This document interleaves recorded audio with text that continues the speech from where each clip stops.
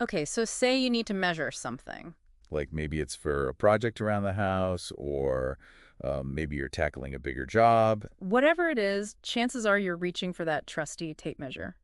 But have you ever stopped to think about the story behind this everyday tool? It is fascinating how something so ubiquitous can have such a rich history. We're actually taking a deep dive into the world of tape measures today. And trust me, you're in for some surprises. I'm ready. Have my measuring tape assumptions challenged. Our main source for this deep dive is an article from Easy Grind. It's a website all about tools and DIY projects. They really get into the weeds on different types of tape measures. But we're going to start by rewinding the clock way back to 1829. 1829, that's when a gentleman by the name of James Chesterman in Sheffield, England, patented the first spring-loaded tape measure. Now, what's really interesting is that despite being a groundbreaking invention, Chesterman's tape measure wasn't an overnight success. Oh, really? I kind of figured once something like that was invented, everybody would want one. What was the holdup? Well, for one thing, they were incredibly expensive back then. Imagine shelling out $17 for a tape measure in the 1800s. That was a significant investment for most people. Wow. It wasn't until much later, around the 1940s, that tape measures became more affordable and widely adopted. $17 in the 1800s. That makes a lot more sense. So who changed? Did somebody figure out a cheaper way to make them? Exactly. As manufacturing processes evolved and new materials like plastics were introduced, tape measures became more accessible to the average person. But before we jump too far ahead, there's another key figure in this story. Okay. Alvin J. Fellows. Okay, tell me about this Alvin fellow. What did he do? Fellows came along in 1868, and he's the one who really refined Chesterman's original design. He improved the spring mechanism and made several other tweaks that ultimately made the tape measure more practical and user-friendly. So it's like those early adopters who bought Chesterman's tape measure were beta testing it. And then Fellows came along and released Tape Measure 2.0. That's fascinating.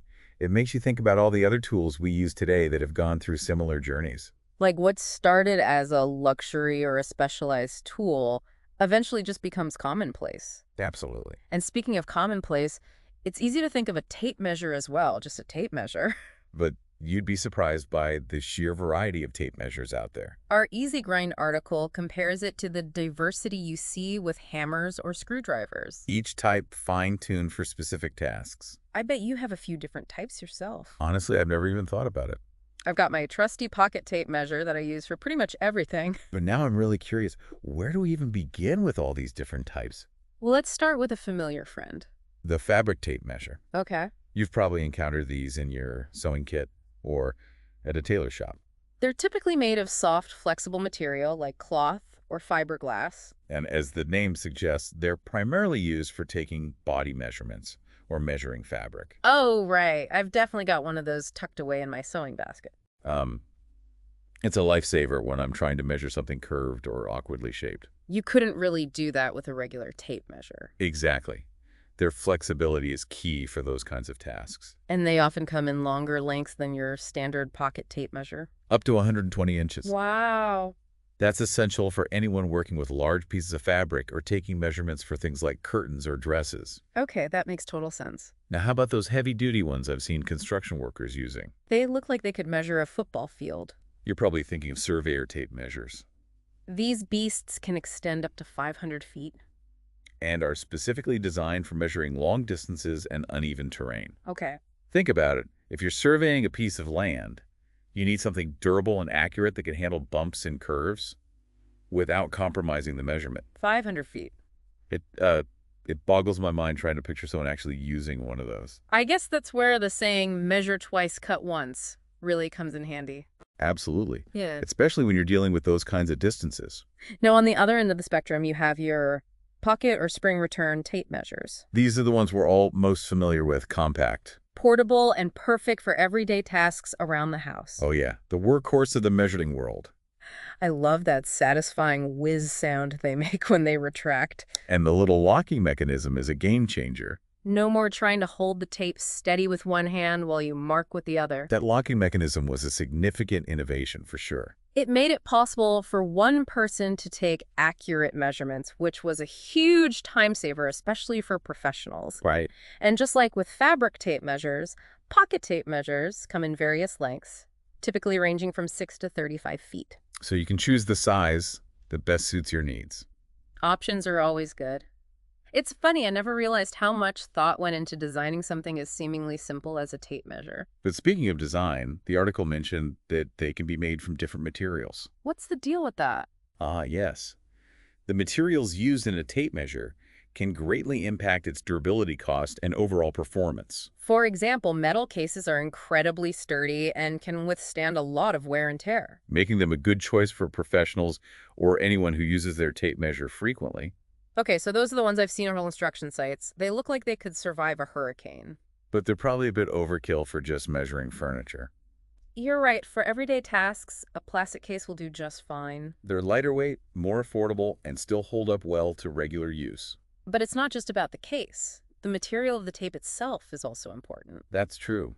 I've definitely had those flimsy plastic tape measures where the numbers wear off after a while. Not exactly ideal for precision work. You want a tape that's both durable and easy to read. For surveyor tapes, fiberglass is a popular choice. It's incredibly strong, yet lightweight, making it ideal for measuring long distances. Okay.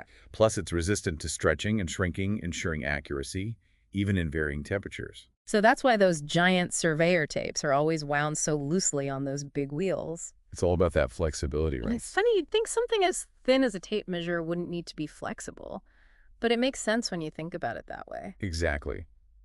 And when it comes to those classic pocket tape measures, the tape is usually made of metal, often steel, Metal tapes are incredibly durable and hold their shape well. which is essential for getting precise measurements. However, there's a trade-off. Those metal tapes can have sharper edges. Ooh, yeah, I've definitely gotten a few paper cuts from those before. Nothing ruins a DIY project faster than a bleeding finger. Right. So always handle those with care. Now, let's talk about some of those features that make tape measures even more user-friendly. Because as we've established, the evolution of tools is all about making our lives easier. Okay, so we talked about materials and the different types of tape measures and even how much they cost back in the 1800s. But what about those cool extra features? I'm thinking specifically about magnetic tapes. They're like magic for anyone who works with metal. They are pretty ingenious, aren't they? A magnetic hook or end on the tape eliminates the need for an extra pair of hands when you're working with metal surfaces. Right. No more fumbling to keep the tape in place while you try to mark your measurements. It's a seemingly small detail that makes a world of difference for professionals like electricians and metalworkers, For sure. And then you got those rust-resistant tapes. which are a godsend for anyone who lives in a place with, shall we say, unpredictable weather.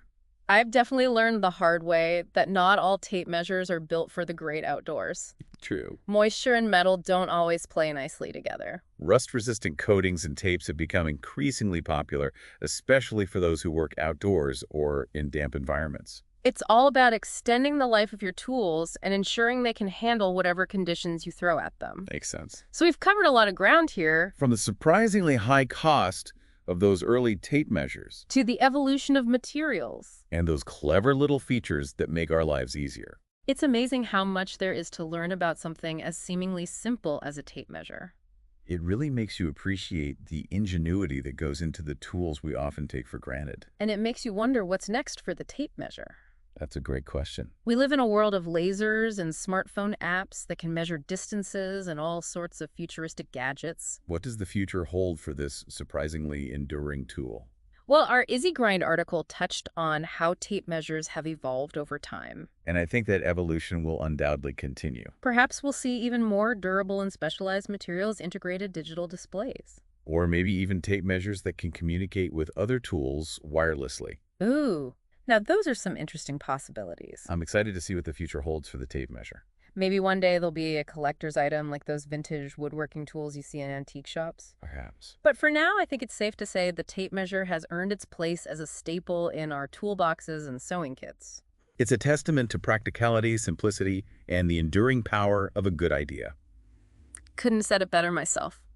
Well, that was a fascinating deep dive into the surprisingly captivating world of tape measures. We learned about their history, their evolution, and the different types that cater to specific needs.